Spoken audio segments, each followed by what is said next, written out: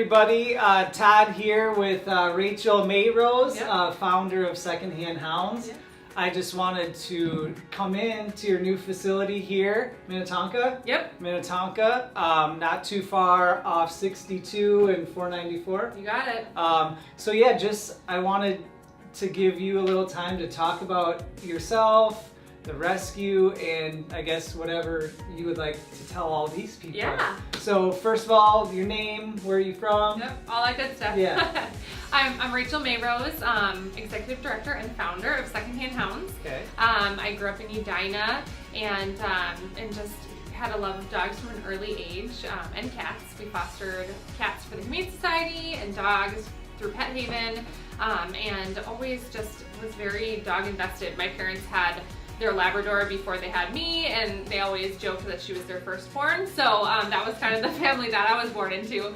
So it was a natural thing for me to start getting involved more and more so in rescue, especially when I was in college. So when I came back to Minnesota, I was pregnant and bored because my husband was in med school, and I decided it was a really smart idea to start a rescue at 7 months pregnant. It was probably never a good time, right? Right, totally. Yeah.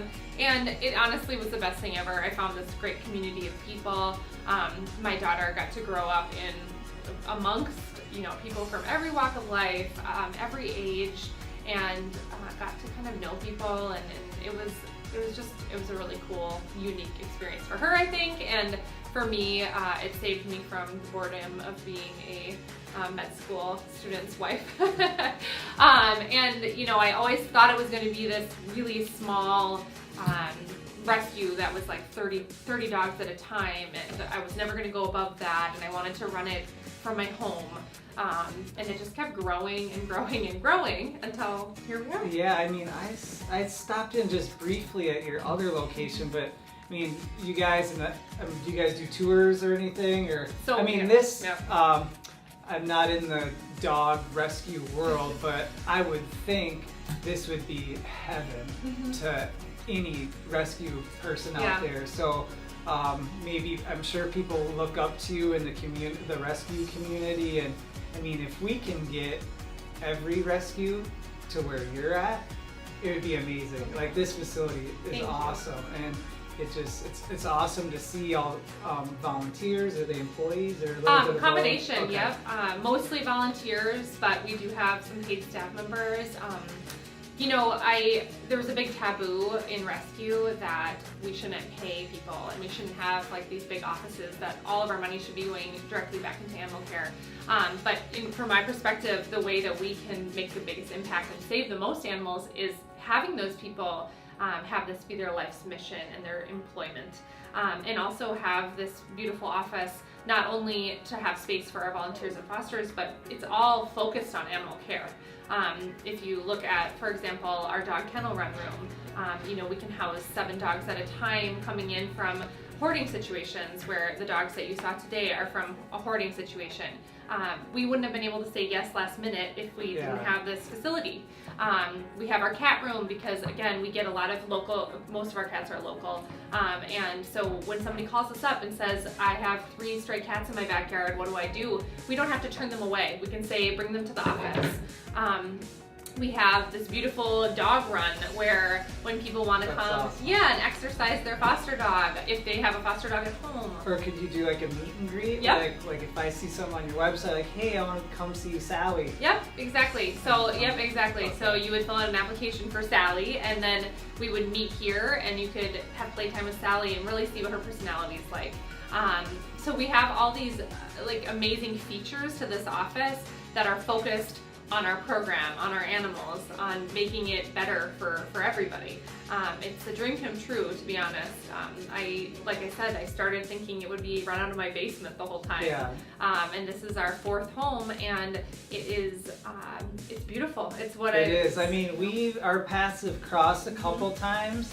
I don't even remember what, but I mean, I don't know you that well, but like, I'm really proud of you. Thanks. Like, this is crazy. Yeah. This is, as a dog lover, Right. This is sweet. And we kind of talked off camera.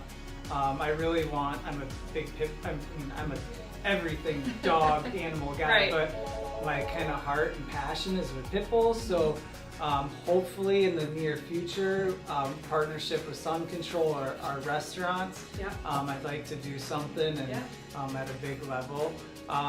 They also have an apparel room. Yes. Like I just got this. This is freaking awesome. So if you need some cool clothes and you want to go to a good cause, Yep. I mean, come buy some swag. And kind of leading into that, it's November 2nd now. You have your big Give to the Max Day. Give to the Max Day. Yeah. It's on November 15th, which is just about 2 weeks from today, and it is an amazing day. We're doing tours in our office all day long that day, 2 to 8, and we'll have face painting for kids. We'll have puppies here for puppy parties. We'll have all these like really cool things going on. We'll have drinks and food and mini photo sessions. You can bring your own dog for the tour, or dogs and cats, and have pictures taken with them for a small donation. Secondhand Hounds. Give to the Max Day allows us to drive our program into 2019. It is our biggest day of fundraising. I joke that it is Christmas to me. It's Christmas for nonprofits, and I always urge people, even if Secondhand Hounds isn't the nonprofit that you are supporting or choosing to support, please give to nonprofits in Minnesota on Give to the Max Day. I don't care what your passion is, find what it is, and then donate. If it's $10 or $1,000, I promise it goes to wonderful use, and you're supporting you know, local. people have a lot of, like, that's a good point. Like, you know, it's like, oh, I want to give you $200, but then I have, you know, this children's thing. Like, so it's like, maybe you just spread it out, or I mean, you can spend obviously how you want, but right. Well, and that's the thing. Like, we always talk about, people are like, oh, I can only give $10, and I'm like, that's not only $10. Our average gift on this day is $20, and that we raised over $100,000 last year. And so those $20 gifts, those $10 gifts, that's what does it. All of us coming together.